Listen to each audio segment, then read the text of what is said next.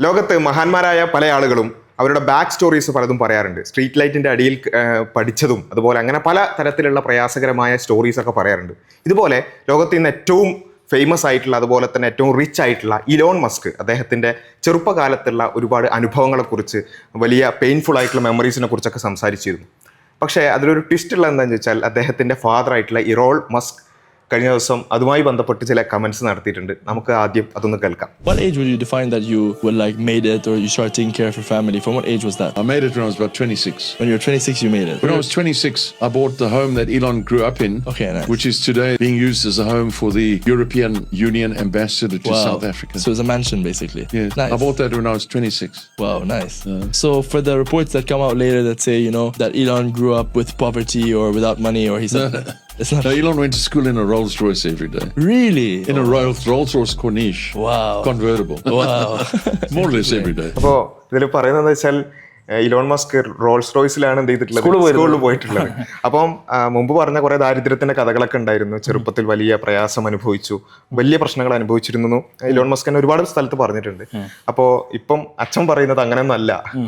ഈ 26th ഏജിൽ തന്നെ എന്ത് ചെയ്തിട്ടുണ്ട്, വലിയൊരു മാൻഷൻ, വലിയൊരു ബംഗ്ലാവ്. ഇന്ന് ഒരു യൂറോപ്യൻ യൂണിയൻ അംബാസിഡറുടെ ഒരു താമസ സ്ഥലമായിട്ടുള്ള ഒരു ബംഗ്ലാവിലാണ് ജനിച്ചത്. ഒരു കൺവേർട്ടിബിൾ റോൾസ് റോയ്സിലാണ് ഇലോൺ മസ്ക് സ്കൂളിൽ പോയിരുന്നത്. അപ്പൊ ഇത് ശരിക്കും ഇലോൺ മസ്ക് കളവ് പറഞ്ഞതാണോ അല്ലെങ്കിൽ അങ്ങനെ ഒരു പ്രയാസം ഒന്നും ഉണ്ടായിട്ടില്ലേ എന്നുള്ള ഒരു ചർച്ചയാണ് ഇപ്പൊ നടന്നുകൊണ്ടിരിക്കുന്നത്. അറിയില്ല, എലോൺ മസ്ക് കളവ് പറഞ്ഞതാണോ ഇറോൺ മസ്ക് കളവ് പറഞ്ഞതാണോ, രണ്ടും നമുക്ക് അറിയില്ല.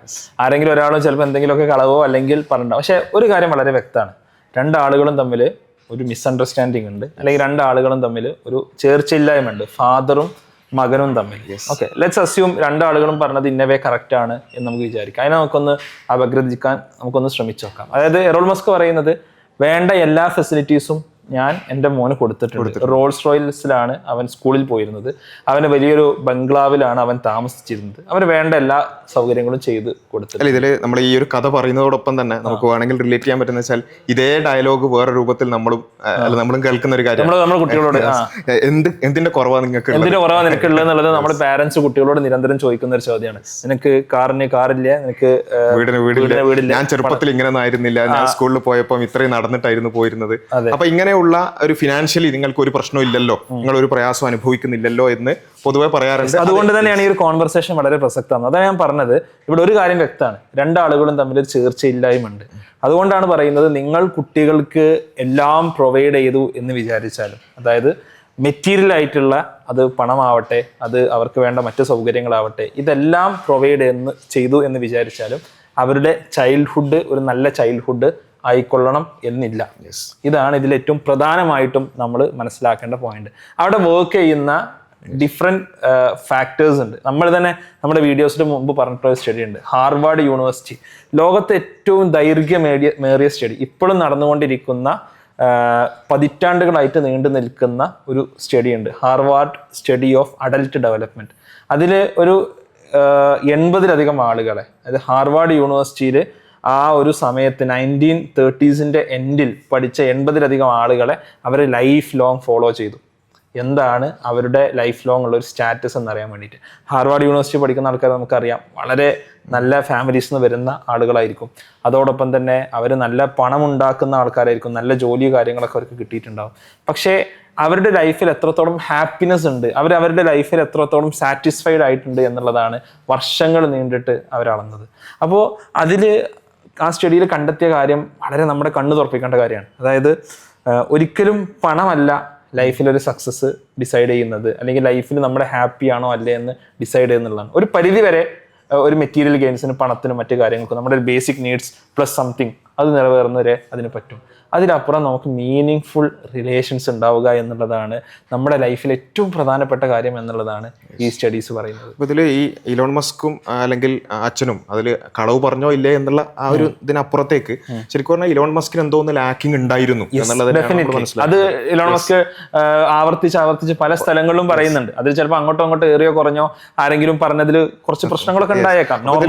ഇലോൺ മസ്കിനെ കുറച്ച് ബുള്ളിങ് അതേപോലെ തന്നെ ഇമോഷണൽ സപ്പോർട്ടിന്റെ ഒരു കുറവ് ഉണ്ടായിരുന്നു എന്നുള്ളതും, അതിന് ഇലോൺ മസ്കിന് പോയി അത് തീർക്കാൻ പറ്റുന്ന ഒരു ഫാമിലി സിസ്റ്റമോ അല്ലെങ്കിൽ ആ ഒരു അറ്റ്മോസ്ഫിയറോ ഉണ്ടായിരുന്നില്ല എന്നുള്ളതും, അതിനെ തുടർന്ന് സ്വാഭാവികമായിട്ടും ആ ഒരു ചൈൽഡ്ഹുഡിൽ ഒരു മോശം എക്സ്പീരിയൻസ് ആയിരുന്നു മൊത്തത്തിൽ ഇങ്ങനെ നോക്കുമ്പോൾ ഉണ്ടായിരുന്നത് എന്നുള്ളതാണ്. പക്ഷെ അച്ഛന്റെ പെർസ്പെക്റ്റീവിൽ നോക്കുമ്പോൾ ഒരു കുറവ് എല്ലാം കൊടുത്തിട്ടുണ്ട്, നമ്മൾ എന്താണ് കുറവുള്ളത് എന്നുള്ളതാണ്. അപ്പോൾ ഇവിടെയാണ് ശരിക്കും പറഞ്ഞാൽ ഈ നേരത്തെ പറഞ്ഞ ഒരു ജസ്റ്റ് ഫിനാൻഷ്യലി സപ്പോർട്ട് കൊടുക്കുക എന്നുള്ളത് മാത്രമല്ല. അപ്പോൾ ശരിക്കും നമ്മൾ ഇലോൺ മസ്കിൽ നിന്നും പോവുകയാണെന്നുണ്ടെങ്കിൽ നമുക്ക് കുറച്ച് മറ്റ് കേസ് സ്റ്റഡീസിലേക്കൊക്കെ പോവുകയാണെന്നുണ്ടെങ്കിൽ ലോകത്ത് ഫേമസ് ആയിട്ടുള്ള മറ്റൊരാളാണ് സ്റ്റീവ് ജോബ്സ് എന്ന് പറയുന്നത്. സ്റ്റീവ് ജോബ്സിന്റെ കഥ വളരെ ക്യൂരിയസ് ആയിട്ടുള്ള കഥയാണ്. സ്റ്റീവ് ജോബ്സ് ആക്ച്വലി നിങ്ങൾക്ക് എത്ര ആൾക്കാർക്ക് അറിയുമെന്ന് അറിയില്ല, സ്റ്റീവ് ജോബ്സ് ആക്ച്വലി അഡോപ്റ്റഡ് ആയിരുന്നു. സ്റ്റീവ് ജോബ്സിന്റെ പാരന്റ്സ് സ്റ്റീവ് ജോബ്സിനെ മറ്റാളുകൾക്ക് അഡോപ്ഷൻ പാരൻസിന് ദത്തുപുത്രനായിട്ട് കൊടുത്തതാണ്. ഒരൊറ്റ കണ്ടീഷനാണ് വെച്ചത്, നിങ്ങൾ എൻ്റെ മോനെ കോളേജിലോട്ട് വിടണം എന്നുള്ളതായിരുന്നു ആ കണ്ടീഷൻ എന്നുള്ളത്. പക്ഷേ സ്റ്റീവ് ജോബ്സ് വളരെ ഡിഫറെൻ്റ് ആയിട്ടുള്ള ഒരു ക്യാരക്ടറായിരുന്നു. പ്രോബ്ലി ആ ക്യാരക്ടർ തന്നെയാണ് സ്റ്റീവ് ജോബ്സിനെ ഇത്രയും സക്സസ്ഫുൾ ആക്കിയത്. പക്ഷേ സ്റ്റീവ് ജോബ്സിന്റെ ഒരുപാട് ചൈൽഡ്ഹുഡ് പ്രശ്നങ്ങളിലൂടെ സ്റ്റീവ് ജോബ്സ് എന്ത് ചെയ്തിട്ടുണ്ട്, കടന്നുപോയി. അതിൽ സ്റ്റീവ് ജോബ്സിന്റെ ആ ഒരു ചരിത്രം നമ്മൾ നോക്കുമ്പോൾ അദ്ദേഹത്തിനെ സംബന്ധിച്ചിടത്തോളം അദ്ദേഹത്തിന് എല്ലാ നിലക്കും ഈ പഠനത്തിന് നേരത്തെ പറഞ്ഞ പോലെ അഡോപ്ഷനിൽ തന്നെ ഒരു ക്രൈറ്റീരിയ വെച്ചതുകൊണ്ട് തന്നെ എല്ലാ നിലക്കും പഠനത്തിന് ഫിനാൻഷ്യലി എല്ലാ നിലക്കും സപ്പോർട്ട് ചെയ്യുന്ന ഒരു പാരന്റ്സ് ആയിരുന്നു. പക്ഷെ അവിടെ എന്ത് ചെയ്തിട്ടുണ്ട്, ഒരു ഇമോഷണൽ കണക്ഷൻ ലാക്ക് ചെയ്തായിട്ടുണ്ട്. അത് പല രീതികളിൽ. ഒന്ന്, സ്വന്തം പാരന്റ്സ് തന്നെ ഉപേക്ഷിച്ചു എന്നുള്ളൊരു പ്രശ്നം സ്റ്റീവ് ജോബ്സിന് പണ്ട് മുതലേ തോന്നി തുടങ്ങിയിട്ടുണ്ട്. രണ്ട്, ഇപ്പോഴുള്ള പാരന്റ്സിന് പോലും താനുമായിട്ട് കണക്ട് ചെയ്യാൻ സാധിക്കുന്നില്ല. അതായത് സ്റ്റീവ് ജോബ്സ് വളരെ ബ്രില്യൻ്റ് ആയിട്ടുള്ള ആളായിരുന്നു. ആ ബ്രില്യൻ്റ് ആയിട്ടുള്ള ആളുകൾ പുതിയ ഐഡിയകളുമായിട്ടൊക്കെ വരുമ്പോൾ പലപ്പോഴും അതിനെ അപ്രീഷിയേറ്റ് ചെയ്യാനോ മനസ്സിലാക്കാനോ തൻ്റെ സ്റ്റെപ്പ് പാരന്റ്സിന് സാധിച്ചില്ല എന്നുള്ള കാര്യവും സ്റ്റീവ് ജോബ്സിന്റെ ബയോഗ്രഫിയിൽ പല സ്ഥലങ്ങളിലും നമുക്കിങ്ങനെ വായിച്ചെടുക്കാൻ സാധിക്കും. അത് സ്റ്റീവ് ജോബ്സിനെ നന്നായിട്ട് അഫക്ട് ചെയ്തിട്ടുണ്ട്. മാത്രമല്ല സ്റ്റീവ് ജോബ്സിന്റെ ആ ഒരു പേഴ്സണാലിറ്റിയെ തന്നെ ഡിഫൈൻ ചെയ്യുന്നതിൽ ഈ ഒരു കാര്യമാണ്. ഒരു പെർഫെക്ഷനിസ്റ്റ്, അതുപോലെ തന്നെ സ്ട്രിക്റ്റ് ആയിട്ടുള്ള ഒരു പേഴ്സണാലിറ്റിയിലേക്ക് അദ്ദേഹം എത്താൻ ഈ ഒരു ചൈൽഡ്ഹുഡ് ട്രോമ അടക്കം അതിലേക്ക് കാരണമായിട്ടുണ്ട് എന്നുള്ളതടക്കം നമ്മൾ കാണുന്നുണ്ട്. അപ്പോൾ അതൊരു കേസ്. എന്നാൽ ഇതിന്റെ നേരെ മറുഭാഗത്തുള്ള കേസസും നമുക്ക് കാണാൻ പറ്റും. അതിനൊരു എക്സാമ്പിൾ ആയിട്ടാണ് ജെഫ് ബെസോസിനെ നമുക്ക് എടുക്കാം, ആമസോണിന്റെ. അപ്പോൾ അദ്ദേഹത്തിനെ സംബന്ധിച്ചിടത്തോളം അദ്ദേഹത്തിൻ്റെത് ഒരു സ്റ്റെപ്പ് ഫാദർ ആയിരുന്നു. പിന്നെ ബയോളജിക്കൽ ഫാദറിനായിട്ട് വലിയ റിലേഷൻ ഇല്ല, അദ്ദേഹത്തിന് ഈ മകനുമായിട്ട് കണക്ട് ചെയ്യാൻ ആഗ്രഹം ഇല്ലായിരുന്നു എന്നുള്ളത്. അതൊക്കെ ചെറിയൊരു ട്രോമ ആയിട്ട് ഉണ്ടായിരുന്നെങ്കിൽ പോലും പക്ഷെ ഈ സ്റ്റെപ്പ് ഫാദർ ആ ഒരു കുറവ് കൂടി നികത്തുന്ന ഒരു രൂപത്തിലാണ്. ഇതേപോലെ വളരെ റിച്ച് ഒന്നും ആയിരുന്നില്ല ജെഫ് ബെസോസിന്റെ ഫാദർ എന്നുള്ളത്. ഒരു struggling means to end meet ചെയ്യാൻ വേണ്ടി സ്ട്രഗിൾ ചെയ്യുന്ന ഒരു പാരന്റ് ഉണ്ട്. പക്ഷെ വളരെയധികം ഇമോഷണലി ആ കുട്ടിയുമായിട്ട് സ്റ്റെപ്പ് ഫാദർ ആയിട്ട് പോലും കണക്ട് ചെയ്യുകയും അത് Jeff Bezos as A leader വളർന്നു വരുന്നതിൽ വലിയൊരു പങ്ക് വഹിച്ചിട്ടുണ്ട് എന്നുള്ളതാണ്. അപ്പൊ ഇതിൽ രണ്ട് കേസസ് നമ്മൾ എടുക്കുമ്പോൾ, ഒന്ന് പിന്നെ സ്റ്റീവ് ജോബ്സ് നല്ല ഫിനാൻഷ്യലി എല്ലാ നിലക്കും സപ്പോർട്ട് ഉണ്ടായിരുന്നു, പക്ഷെ അവിടെ ഇമോഷണൽ കണക്ഷൻ ലാക്ക് ചെയ്ത ഒരു കേസ് നമ്മൾ കാണുന്നു. എന്നാൽ ജെഫ് ബെസോസിന്റെ കേസ് എടുക്കുമ്പോൾ ഒരു ഫിനാൻഷ്യലി അത്ര ഇല്ലെങ്കിലും ഒരു ഇമോഷണൽ കണക്ഷൻ നല്ല രൂപത്തിൽ ഉണ്ടായിരുന്നു. അത് തന്നെയാണ് ശരിക്കും പറഞ്ഞാൽ സ്റ്റീവ് ജോബ്സിന്റെ അതേ കേസ് തന്നെയാണ് നമുക്ക് ഇലോൺ മസ്കുമായിട്ടും വേണമെങ്കിൽ കണക്ട് ചെയ്യാൻ പറ്റുന്നത്. അപ്പോൾ ഇതിലൊക്കെ ഇങ്ങനെയുള്ള പല കേസ് സ്റ്റഡീസ് നമ്മൾ നോക്കുമ്പോഴും ചൈൽഡ്ഹുഡ് ട്രോമ എന്ന് പറയുന്നത് ജസ്റ്റ് കുറെ ഫിനാൻഷ്യലി സപ്പോർട്ട് ചെയ്യുക എന്നുള്ളതല്ല.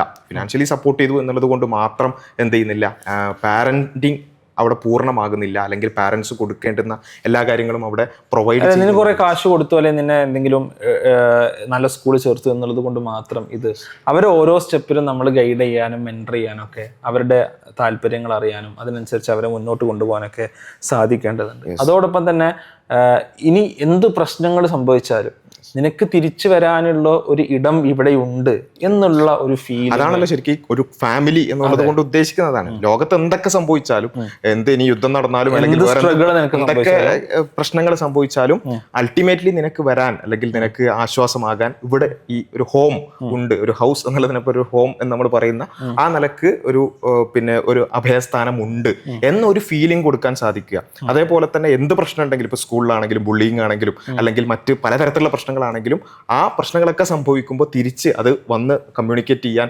അതുപോലെ തന്നെ അതിന്റെ പരിഹാരങ്ങൾ തേടാൻ മാതാപിതാക്കൾ ഉണ്ട് എന്നൊരു ഫീലിംഗ് കൊടുക്കുമ്പോഴാണ് ശരിക്കും പറഞ്ഞാൽ ആ ഒരു പാരന്റിങ് പൂർണ്ണമാകുന്നതും അവർക്ക് ഒരു ചൈൽഡ്ഹുഡ് ഒരു നല്ല മെമ്മറിയായി മാറുന്നതും എന്നുള്ളതാണ്. യെസ്. അതോടൊപ്പം തന്നെ ഇപ്പോൾ ഒരു നമ്മൾ പലപ്പോഴും പറയും പാരന്റ്സ് ഞാൻ ഒന്നും അറിയിക്കാതെയാണ് വളർത്തിയത്, ഞാൻ കുറെ കഷ്ടപ്പെട്ടിട്ടുണ്ട്, പക്ഷെ അതൊന്നും അറിയിക്കാതെ കുട്ടിയെ വളർത്തിയത്. ചിലപ്പോൾ കുറച്ച് കഷ്ടപ്പാടുകൾ കുട്ടി അറിയേണ്ടി വരും, കുറച്ച് സ്ട്രഗിൾ ചെയ്യേണ്ടി വരും, കാര്യങ്ങൾ മനസ്സിലാക്കേണ്ടി വരും.